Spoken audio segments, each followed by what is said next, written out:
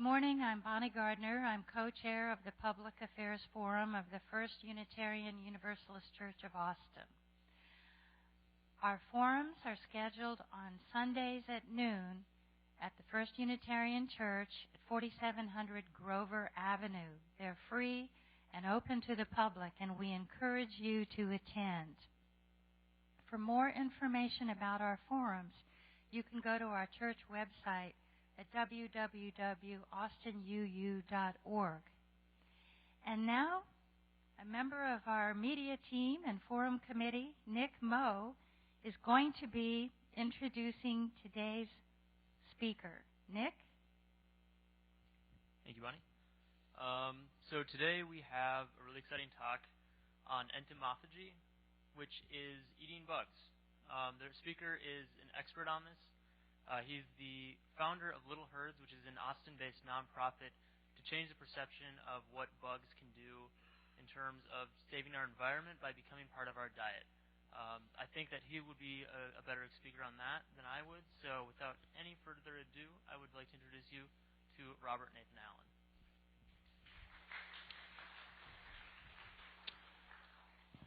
Thank you, Nick. First off, I definitely want to say thank you so much for Nick and Bonnie and the UU community here for inviting me in to share what we're doing with Little Herds and share a little bit of information about this new but really old idea for how we can include some alternatives into our diet to make ourselves healthier as well as to make the planet more environmentally friendly. So without further ado, Eating Bugs 101. So I like to start off with a little bit of a crowd poll just to get an idea of my audience. And so I like to find out if you've ever had a shrimp or a crawfish or a lobster or a crab. Raise your hand. And so we've got most of the people in the room. Now, if you've ever eaten an insect, would you please raise your hand? Okay, so we actually have a pretty good number here. Usually when we do this, we don't have many people raising their hands, but I always like to surprise folks and tell them that you're actually eating bugs all the time in just about everything you have.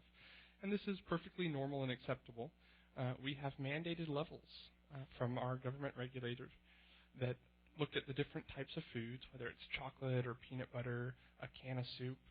And we understand that through the food production process, insects are going to get into our food. Even if you're an organic farmer growing your own head of lettuce in your backyard, there's going to be some aphids, there's going to be some insect eggs, and that's okay. This is something that's been part of our diet, whether or not we realize it, for as long as we've been around. So Little Herds is a nonprofit organization based here in Austin, and we educate the public, and particularly we focus on children's education. But we want to show people why insects are healthy, why they're sustainable, and why they're an economically viable option for how we can feed a planet that has people starving, especially knowing that by the year 2050, we're going to have a lot more mouths to feed and a lot less room to grow food on.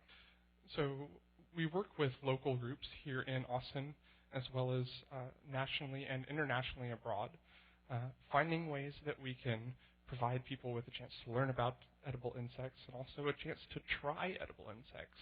Because as much as learning about it is useful, the quickest way to get over that taboo is to actually try the bugs. In a secondary role, we also work with companies that are in this industry, and it's a very new industry, especially here in America. So we work with farmers, we work with chefs and bakers, we work with entrepreneurs, with cookbook authors, with bloggers, in order to help them connect with each other, to make this a more robust and also a more responsible industry as it grows. And then finally, we work with the regulatory agencies because we want to make sure that the public has access to safe insect foods, clean insect foods. And because right now in the U.S. particularly, there's not a lot of firm language about how to responsibly raise insects for human consumption.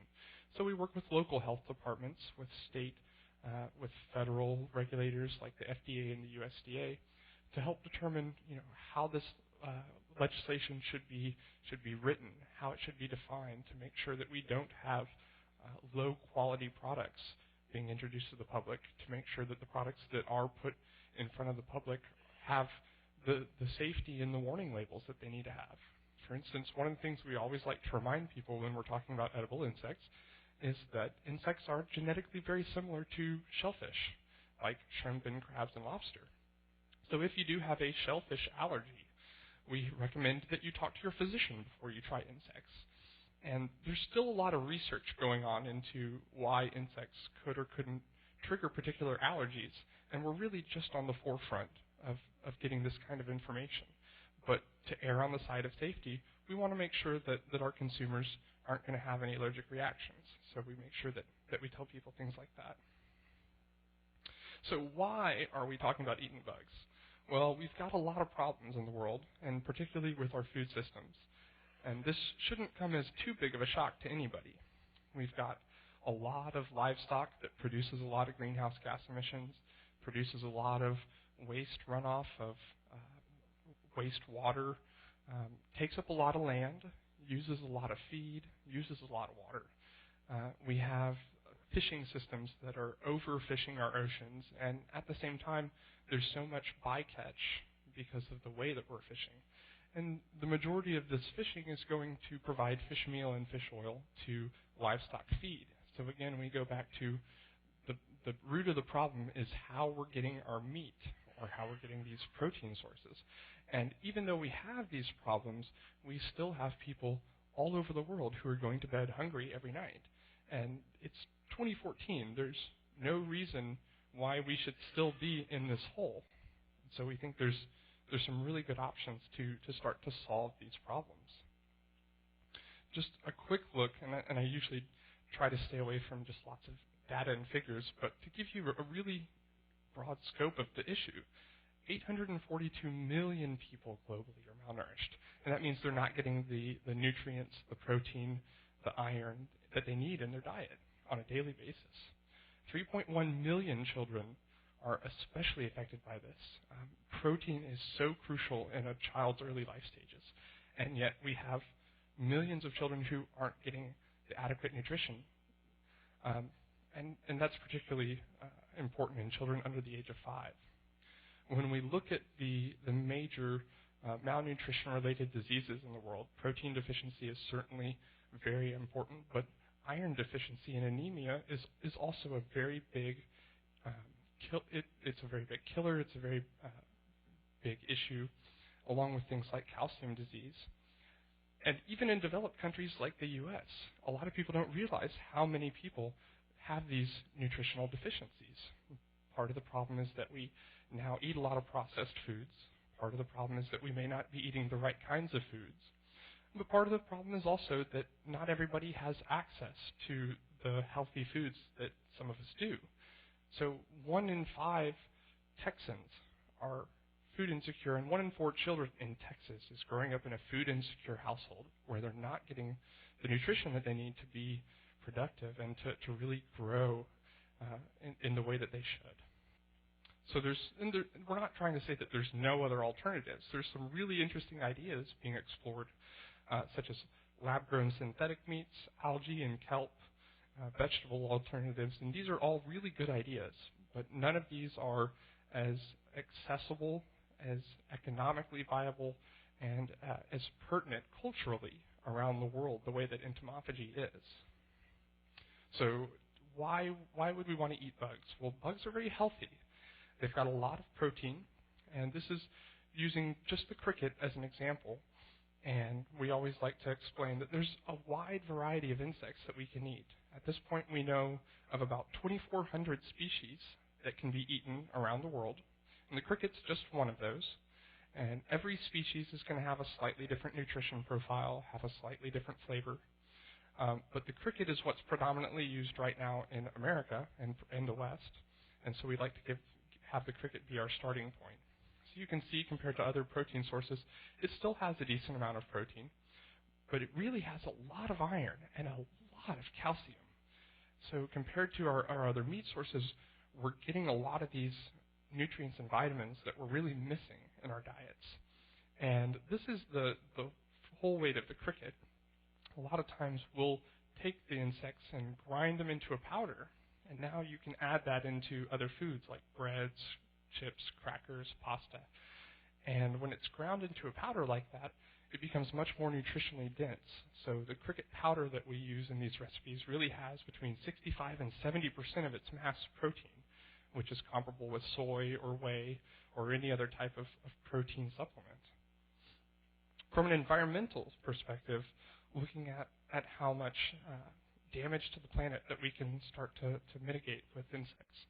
The amount of land right now that we use to raise meat, we use about 70% of the Earth's arable land, specifically for our meat sources, and that's both pasture land as well as raising the food that we feed to our meat. So if we can take some of that land that's being used for meat production, and by using insects as an alternative protein, if we can shave off 185 square meters of land for every pound of food that we produce, imagine how many more food crops that we can grow on that land and actually give to the people who need that food.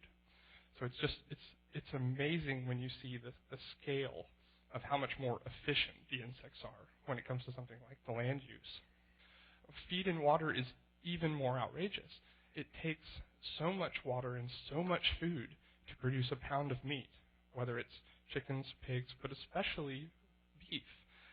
And compared to insects, we're using very little feed, which is good for a variety of reasons. That means that's more food crops that can go to hungry mouths.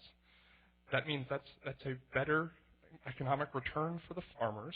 So both in developed countries here and developing countries where feed costs are very high, this allows the farmers to get a lot more food for their budget.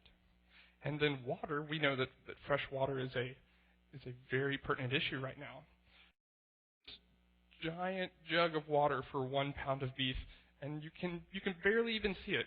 We have a tiny, tiny glass of water right there. And that's how much it takes to produce the exact same amount of food. And it's a healthier protein. The greenhouse gas emissions that are currently being produced by the livestock industry are outrageous. We now know that the livestock industry produces more greenhouse gases in a year than all of the planes, trains, and automobiles in the entire world. So when we think about, carbon emissions and cutting back on our greenhouse gas emissions, we think about, ride sharing or riding a bicycle, and those are great things, but really we've kind of overlooked the fact that our livestock is producing a lot of ammonia and nitrogen and all these different gases. And the insects, for the same amount of food, produced a fraction of what these other meat sources produce. And why don't we eat them? So we know they're healthy, we know they're sustainable, and really when we look around the world, we see other cultures that eat them, people in Mexico and Central and South America, all over Africa, Southeast Asia, China, Japan, and even areas in the Middle East, Australia. So we know that it's not something that's weird around the globe. We're really the weird ones because we don't eat insects. And we don't eat them because we have this taboo that we've grown up with. And it's just something that people in the West have never really questioned. Why is it gross to eat insects? Well, because from a small age, you've been told, don't put that in your mouth. That's gross. That's nasty. That's icky.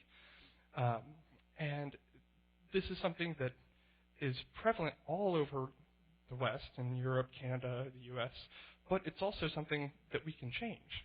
This is a story we've seen before. We know that our dietary preferences can change with time. Examples like sushi are great.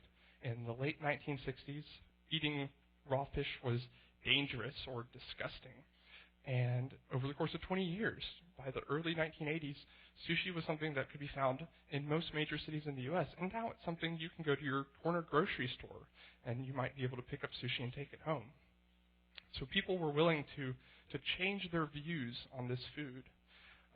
Lobster is another great example. In the mid-1800s, if you were eating lobster, it was because you were a slave or a servant or a prisoner. It was considered a poor person's food that nobody ate unless they absolutely had to. And now it's one of the highest priced luxury gourmet foods on the menu. Alligator is another great example of a poor food that you wouldn't be eating 50 years ago unless you didn't have any other options and you actually went out and hunted it yourself.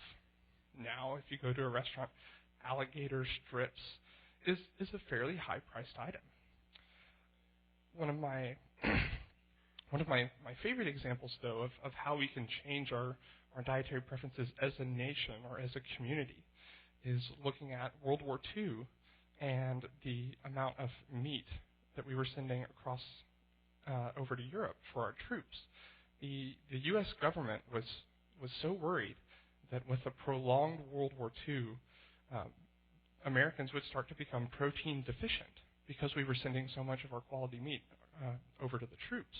And so they actually enlisted Margaret Mead and a number of other sociologists, psychologists, scientists, researchers of the time. And they said, how do we convince Americans to eat things that they don't eat? And through their campaign and through their research, we now have foods like liver and onions and meatloaf that were introduced into the American diet as a way for patriotic citizens to support the troops by using these food sources, the organ meats, the offal, that we would normally throw away. And I think this is such a good example because we're now in a similar situation, but it's now a broader scale. Now we're looking at the world and saying, all right, the world is protein deficient. What can we do? What can we change in our diet to make this a better planet for everybody to live on? And insects is one of those answers. So as I said, we take the insects and they can be eaten whole.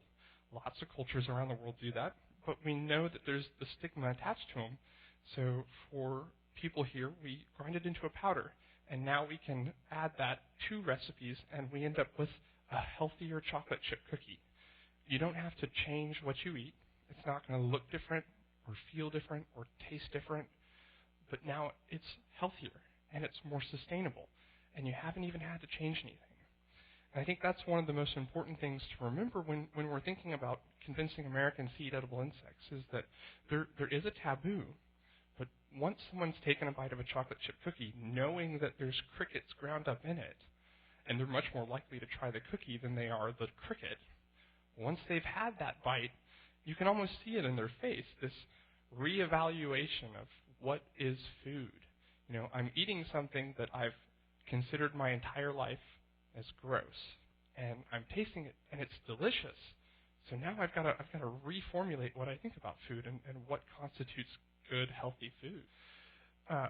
The way that Little Herds does this is we have tasting events and educational booths.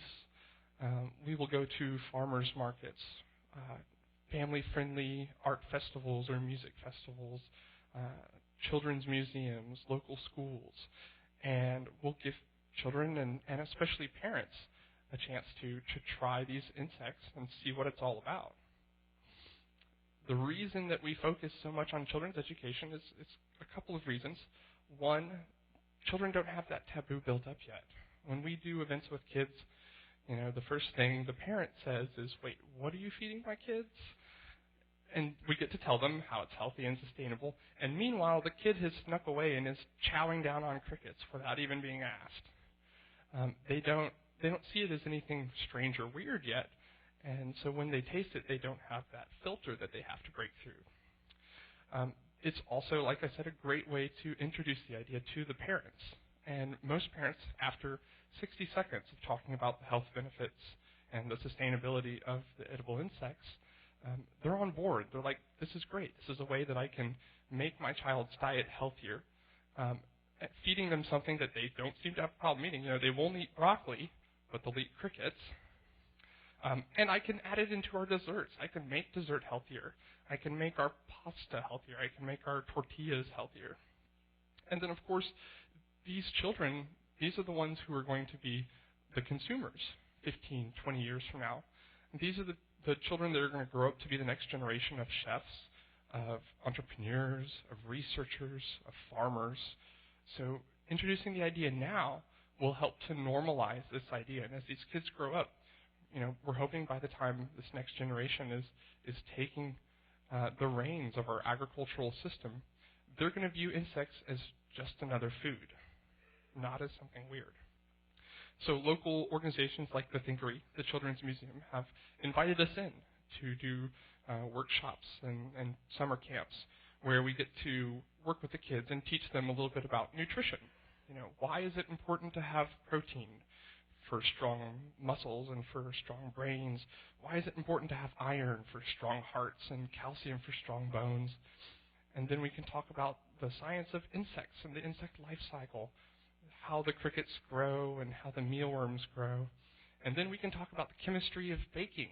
When you take sugar and salt and flour and cricket flour and you add them together, you get this chocolate chip cookie. And we can actually, in their lab, make the cookies, and the kids can get that hands-on experience and really get into it. And the response has been overwhelmingly positive.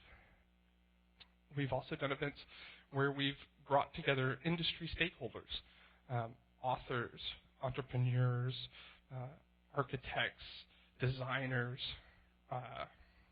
the whole suite, brought them together to make sure that they know each other and can collaborate with each other and work together and really give the public a chance to see this industry not as something that's weird, it's not fear factor, it's not a novelty, it's not a stunt. This is a real industry that's starting to grow, and it has legitimacy behind it. And then, of course, if it doesn't taste good, no one's going to eat it. So we work with local chefs and local bakers, and because right now we really don't know a lot about how to cook with the insects. This is a new culinary idea for the U.S., and so a lot of people don't know what to do with the insect when you have it. And so by working with these innovative and forward-thinking chefs and bakers, we can start to figure out great recipes for people to try at home. Finding out just little things that seem obvious to us, like, should I cook it for 5 minutes or should I cook it for 6? Should I cook it at 250 or 325? Should I marinate it first? And so things like cricket tacos and mealworm crusted calamari, sweet potato fritters with spring salad and garlic toasted mealworms. These are great ways for us to give that information right back to the public. And it also helps the public to see a chef that they know at a restaurant that's respected. If that chef is willing to put the insects on the menu, then it must be legitimate. It's the chef that their food's always delicious, so I'm a little more likely to try it because it's coming from this chef and not from some weird bug guy at a table. And then, of course, we do the family-friendly events. The Zilker Park Bug Festival has been going on now for 7 years, and we're so excited next summer for the 8th. It's a chance for us to bring local groups together that share our love of entomophagy, that are creating products for consumers like snack bars and crackers here locally in Austin. And just a good chance for people in the public to come out and, again, get that first bite of insects. And I'd like to see if we can get this video to play real quick. Oh, no, we don't have sound. Well, that's okay. The visuals are still really good. So at the festival, we've got all the different insects, and we're really giving people a chance to try it in a very, we're not grinding it into a powder. These are insects that have just been sautéed with a little bit of butter, a little bit of oil, and people line up and they're willing to try it. And I think when you're in a big group of people, if 1 or 2 people is willing to try it, another 1 or 2 people will be willing to try it, and so on. And that kind of peer pressure group think really works an advantage there. And people who otherwise would never have tried it are willing to try it because they've seen 5 or 6 other people in front of them go, oh yeah, that's really good. And I think this video especially demonstrates the point about children not having that taboo. One of the insects that we had was the Madagascar hissing cockroach, and all the adults, including myself, were squeamish about the idea. and the kids had no problem whatsoever, just started chowing down on them. So we also, because we want to be presenting this idea both to the public but also to experts in a variety of fields, to start sparking those questions and that curiosity. We go to events like South by Southwest Eco, which is a conference on green technology and innovation and environmental innovation in businesses. So this year we were able to actually have a panel discussion at South by Southwest Eco, where we brought different representatives from different groups with projects all around the world to talk about what they were doing and put this idea in front of the entrepreneurs of tomorrow, who are really starting to look at how can we change up the system that we've got, how can we pivot what we're doing in a way that's more environmentally friendly. And we get to take all the different entrepreneurs and companies and show people all the different ways that people are exploring this idea. We were particularly excited that we got to show off a micro farm from a company that has made the plans open and available to all, so that anybody who wants to grow their own insects for food, or if you don't want to eat the bugs, but you want to grow the insects for your backyard chickens, that's fine too. You have a little kit that you can feed the insects on your table scraps and then get a meal of mealworms every couple of weeks with almost no time invested, with almost no money invested. And so ideas like this we get to give out to people and let them innovate further with it. There's a variety of different platforms that we've had a chance to talk to people at. And I think it's really important to show that regardless of the background, regardless of the specialty, there's something in entomophagy that really should be ringing true with, I think, just about everybody. Here's the micro-farming kit I just mentioned. And this is a company that's really pushing the open source philosophy, which has been kind of injected into the entomophagy community. The idea that rather than holding on to the proprietary information so that my competitors can't see what I'm doing, I'm going to put out what I'm doing to the entire community. And now everybody has access to it. And everybody who uses that has a responsibility to take it and improve it and then give that back to the community. So we can be continuously reevaluating, continuously finding better practices and streamlining the process, making it more efficient. And this idea is so important when we talk about disaster relief in other countries. If there's a tsunami or an earthquake or a drought, instead of waiting, instead of just drop shipping in a lot of processed foods for these people to subsist on, instead of having to wait 6 months or a year or 2 years for the community to be able to grow its own food again, these sorts of micro farms can be built in the community, and people can start growing their food within weeks, which is huge from a nutritional perspective, but also for the economic security and the way that people view their community. They're actually supporting themselves instead of being supported. So in the U.S., we can see this whole movement has really only started to gain some momentum in the last few years. There have been people who've proffered this idea, as late as the late 1800s, and of course in other countries they've been eating insects for thousands and thousands of years. But here in the U.S., the idea hasn't really taken hold until just recently, and we started to see different chefs putting out cookbooks. We started to see different companies actually putting products on the market, like Chapool protein bars. And that spurred a cascade of more companies starting to farm the insects and turn them into the powders. More companies that are making products like protein bars from Exo and cricket chips from Six Foods and gluten-free cricket cookies from Biddy Foods. And then, of course, our own local Austin-based startups like Hopper Foods and Crickers.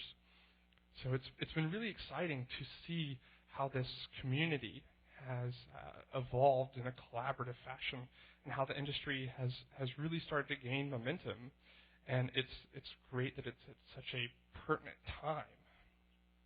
And one of the other things that I think is really exciting and inspiring about the entomophagy industry, as it really gets its legs underneath it, is the amount of support the public has shown. It's very rare for an industry to have such a a large number of its companies, of its startups, being funded by the public. So we've had crowdfunding campaigns successful for a majority, really, of the companies that are doing well right now with this, starting with Chapool, the first idea for the cricket protein bar, EXO, taking that same idea and building upon it and having an even more successful campaign.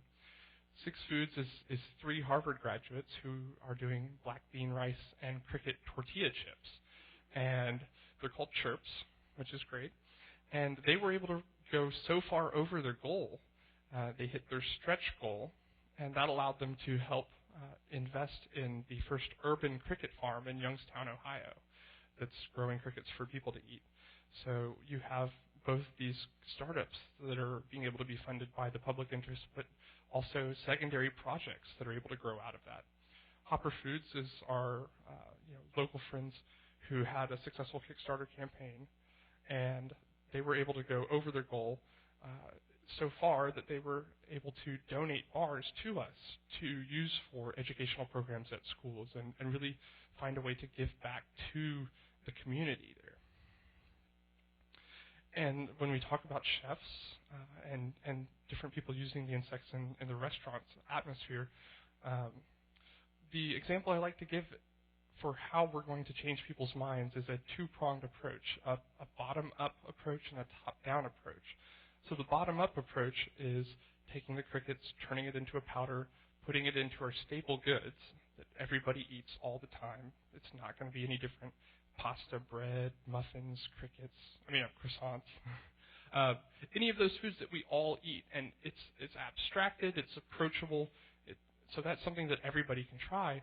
The top-down approach is to have it on the menu at these restaurants where it's desirable and it's exotic and it's, if you have a chef who's a 3-star Michelin chef who's got insects on their menu, that speaks volumes to the legitimacy of the idea, and it makes it's kind of like the sushi example.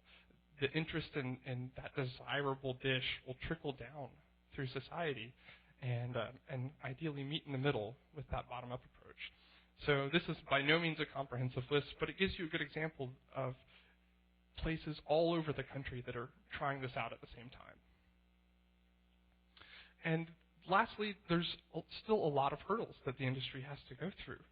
There's regulatory clarity that still needs to be defined, working with the FDA and the USDA, because they are government regulatory agencies. They tend to move at a glacial pace, which is understandable because they want to make sure that they're being responsible and being safe. But at the same time, we need to be able to work with them and make sure that when these rules do get defined, that all of the companies that are growing the insects and using them in products are bound to do so responsibly, to make sure that the insects are safe and are nutritious, and make sure that the products are labeled correctly so that there's no confusion from the consumer. Industry subsidies is something that we've only now just started to discuss. There's a lot of tax dollars in our country every year that go back to farmers. And the sad thing is most of this money goes to the farmers who don't really need it.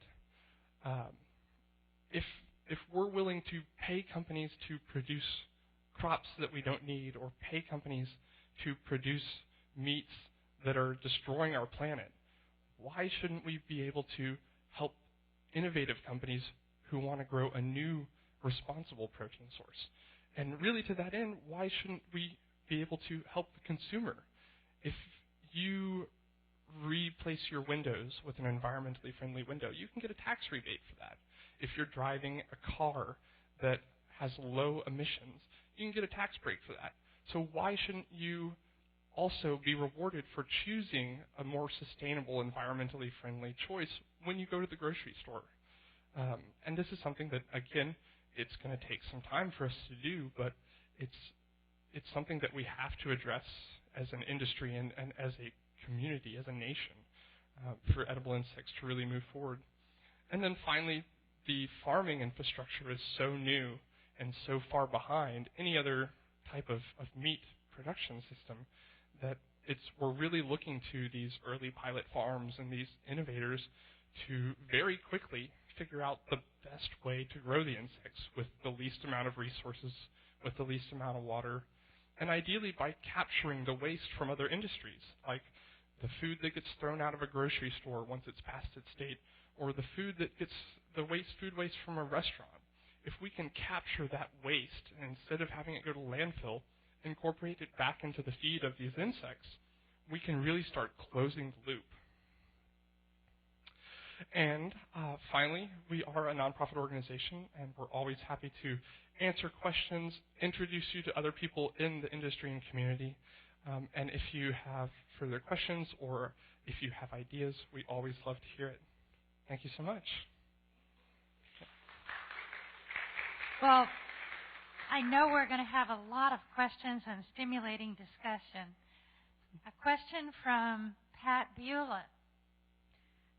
How do certain religions and people who do not eat any meat at all, how are they responding to this?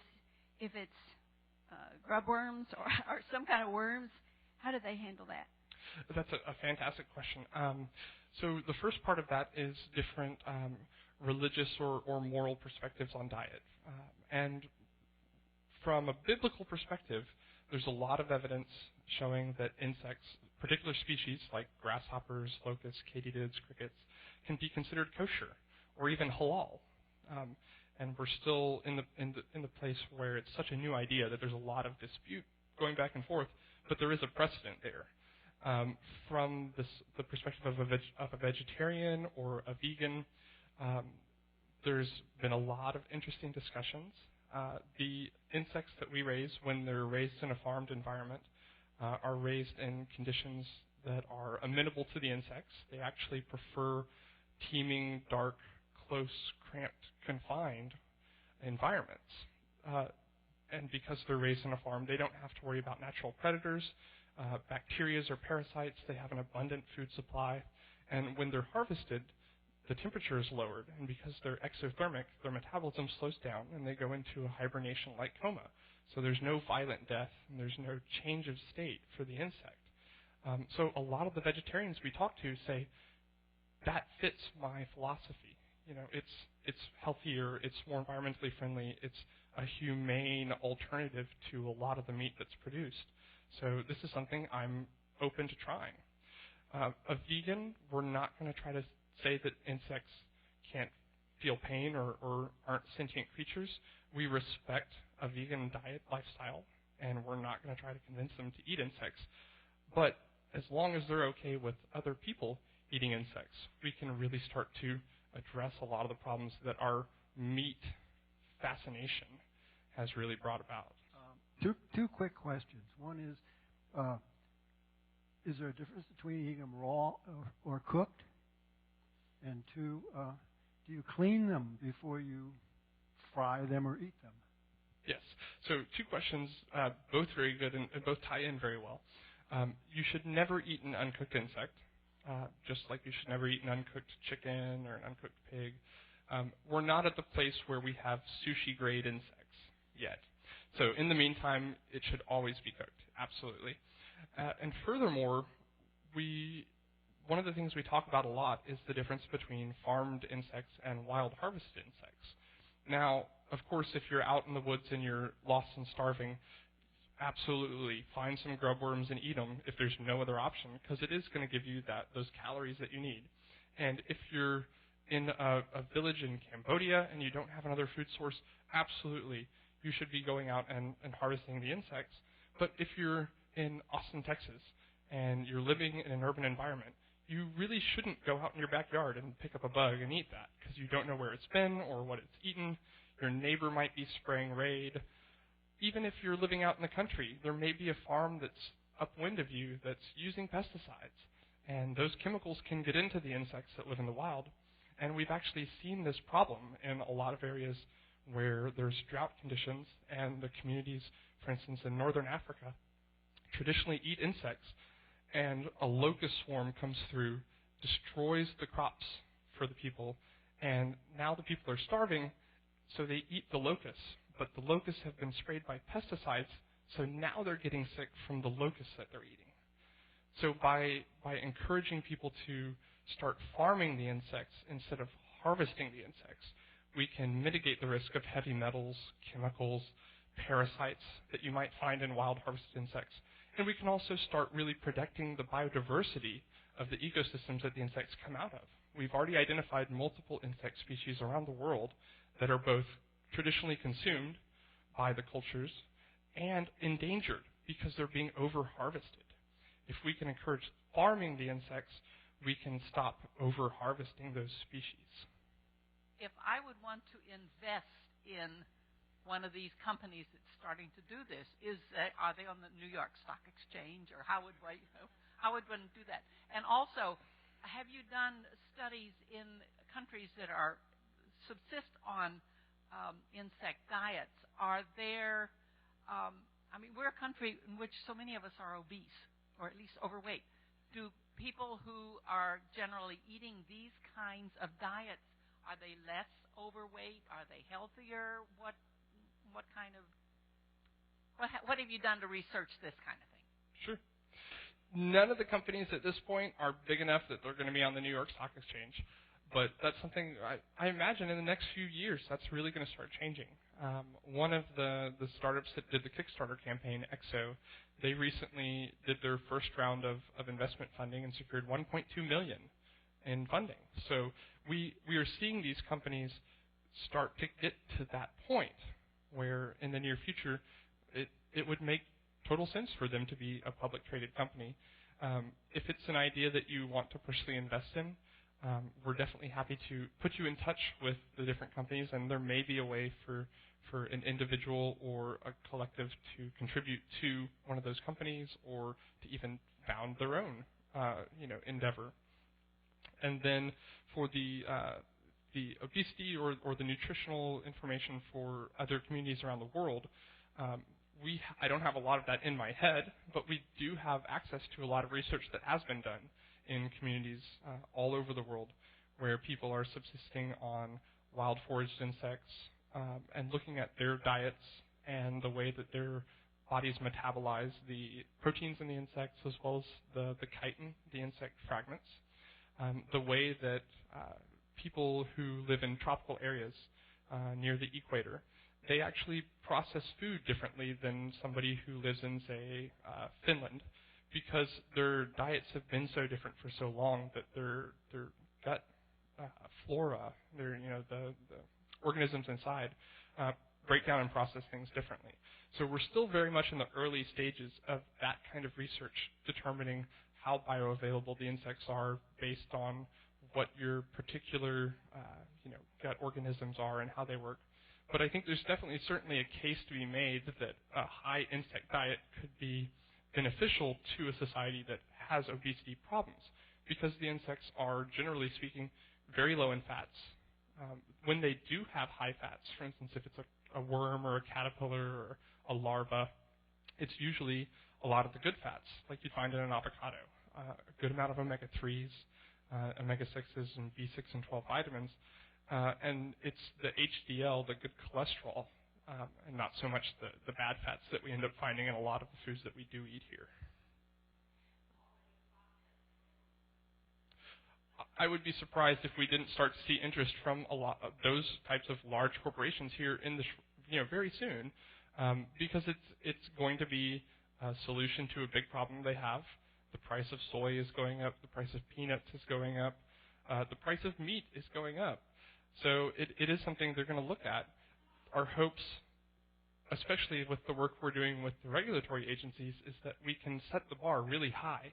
And if we can set that bar high, then we don't have to worry about it being lowered 5 years from now when, big corporation comes in and says, I want to start my own bug farm. We're going to make sure that if they're doing that, it's still raised to those stringent standards that should be expected. We need to go on to our next question. Douglas Bauer. Early in your presentation, you asked the audience if we had things like lobster and shrimp. And you mentioned that there were a lot of similarities between those things and insects. They both have exoskeletons, of course, but one big difference with lobster and shrimp, most of us take the shells off and the heads off. So my question is there any way to remove the exoskeletons on insects? And two, are there nutritional elements of the exoskeleton that you would actually want to eat? Sure. And right now, we're still at a point where some research is being done, and more research definitely needs to be done. We do know of companies that are experimenting with separating the chitin, the shell of the insect, from the proteins and separating that from the fats. There's a lot of applications if we can separate these different components out. You can use the fats for biofuel research. You can use the proteins, of course, for food and feed. And the chitin can be used to make a chemical derivative called chitinase, which is used in everything from antimicrobial cancer research to surgical thread to skin regenerating burn bandages. So there's a lot of pharmaceutical and medical applications for that chitin, and it's a very expensive resource. So as we see more and more farms getting their technology and their efficiencies to the point where we can start mass producing this chitin, that's going to be, again, another big economic driver. Right now, it's much more difficult to separate the chitin, but that's okay. Unlike the other meat sources like a pig or a chicken or a cow, when we talk about crickets, we can eat 100% of the animal. The chitin it acts as a fiber. There's still research that I'm waiting to get back on how much of that is soluble versus insoluble, but it is digestible by humans, and it just goes right through. So there's no negative side effects to eating it. But again, we're still learning about some of the potential benefits to eating that chitin. Like I mentioned, the antimicrobial properties is something that's getting a lot of attention now at research universities. So as we move forward, we're hoping to see more of those kinds of things come to fruition. And one of the things you mentioned with the lobsters and the chitin there that I think is also very interesting to note is that because insects are so genetically dissimilar from us, like a lobster or a crab, there's no risk of zoonoses, which are animal-to-human diseases like avian flu or swine flu or mad cow disease.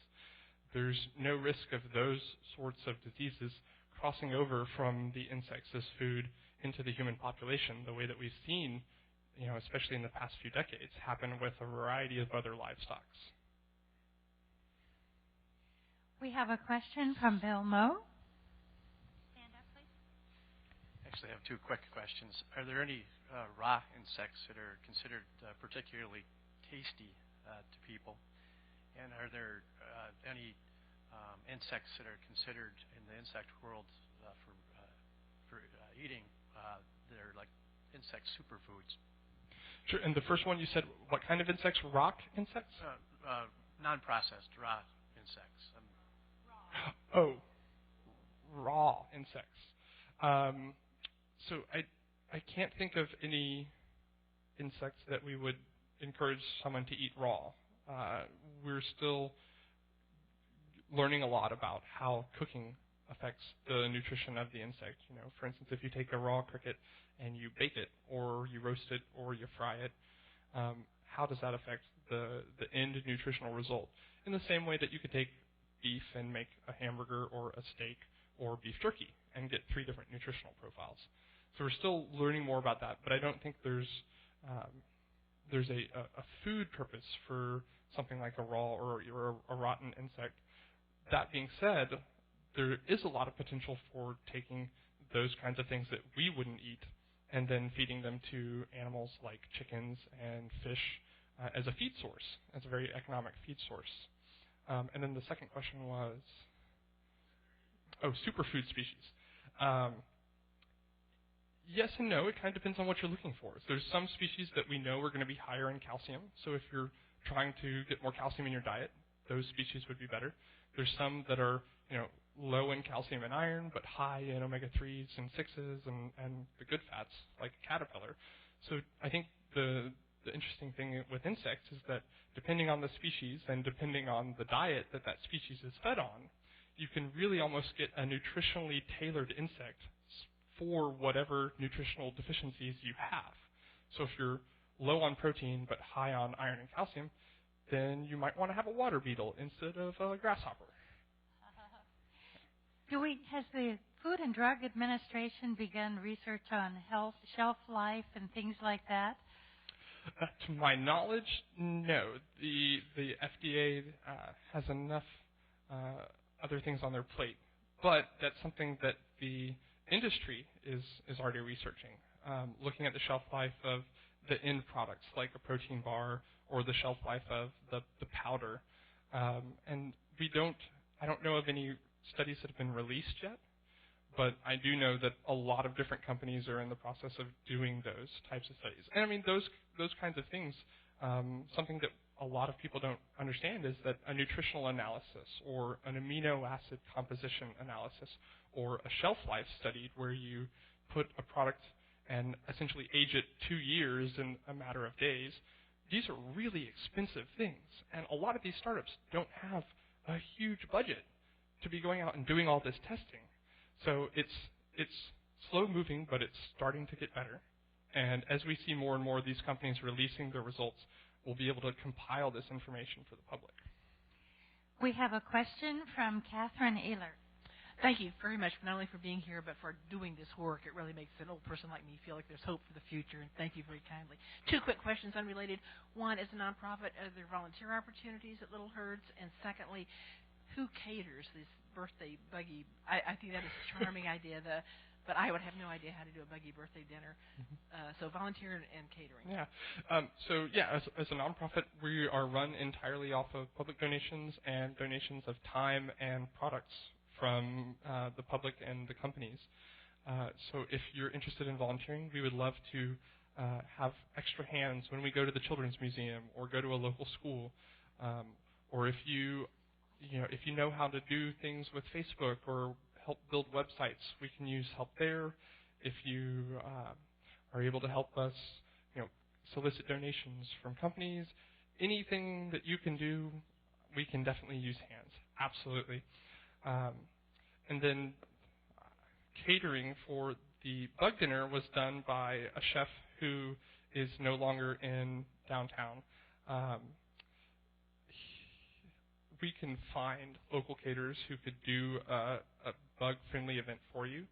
I don't know of any caterers that have like a bug menu ready to roll out. But that being said, we have a couple local chefs we're working on to do some fundraising dinners over the next few months. And as we get more of those chefs, give them the opportunity to play with the insects, I think we'll see a lot more opportunities. If you want to have a friend's birthday and cater them a bug birthday, or if you want to get bug cookies for your Girl Scout troop or something, we'll have a resource for that. Yeah. Well, we have about 4 minutes left, so probably just have time for one short question and answer. Would you stand and say your name? My name is Judy Davis, and just wanted to know if the protein content of the bugs, the insects, is complete protein or incomplete. What is the biological value? Yes, so the crickets, for instance, and I think this is applicable across all species, the percentages of the different amino acids will vary by the species and diet, but crickets are a complete protein. And I think insects in general are a complete protein. So they have all 9 of the essential amino acids that our body isn't able to naturally produce and we have to get from our food. Usually when we talk about complete proteins, animal protein sources, and I think a few plant protein sources like soy are the only ways to get a complete protein without combining multiple different things. Which amino acids a particular species are going to be high in or low in, again, will vary. And as we have more research at our fingertips, I think we'll be able to very quickly isolate which species are the highest in a particular amino acid, like lysine or lycopene. So depending on what you're needing in your diet, you can choose a particular variety. We have a little more time left, so one last question. Hello, my name is Diego Hernandez, and I have 2 quick questions. How much of your diet consists of insects, and where and how can we get insect food products? So the first question is how much do I eat? How many bugs do I eat? I'd say I probably eat bugs 2 or 3 times a week, and it's usually because I'm at a sampling event and I'm hungry and I steal a cookie. And really, I try not to eat as many bugs because most of the time I'm saving those insects for samples for events. Certainly, in the future, I would be eating insects every day. Every morning when I have a muffin, it should have cricket powder in it. There's no reason for it not to. And then where can the public find insects? Here in Austin, there's a fantastic little grocery store called Ingredients, which is on Manor. And they right now they have a couple different insect products that use the cricket powder. And very soon they'll be carrying the cricket powder and ideally the whole insects. So people who want to experiment at home can find it there. And as the industry grows, we're hoping to have more and more places like Wheatsville or Fiesta or H-E-B or Central Market, Whole Foods. These are the targets. If we can get it on the shelf in places like that, then it really becomes accessible to the public. And that is the end goal, is to put it into everyone's hands. Okay, we're going to squeeze in one last quick question. Allison Dieter, do you process June beetle grubs? Not yet, but I do know that the June bugs, both the adults and the larva forms, are eaten in other cultures. So that's something that I certainly think we could get to the point where we're doing, and really not so much for food, but especially for feed purposes. If we can take a bunch of June bugs, instead of having them fly into our hair at night and freak us out, we can gather them and grind them into a feed that can be used for our chickens or our fish, and in that way not having to use as much as that fish meal and fish oil, so we can cut down on overfishing by feeding them June bugs. And I understand that there may be some snacks waiting outside after your presentation. Absolutely. For people to go ahead and sample these products. And we want to thank you for a really leading-edge presentation, and I'm sure this will help us all re-examine our attitudes about eating insects, and maybe we can expand our food choices a little bit and be a little bit healthier. So thank you again for coming and presenting. Let's give him a big hand.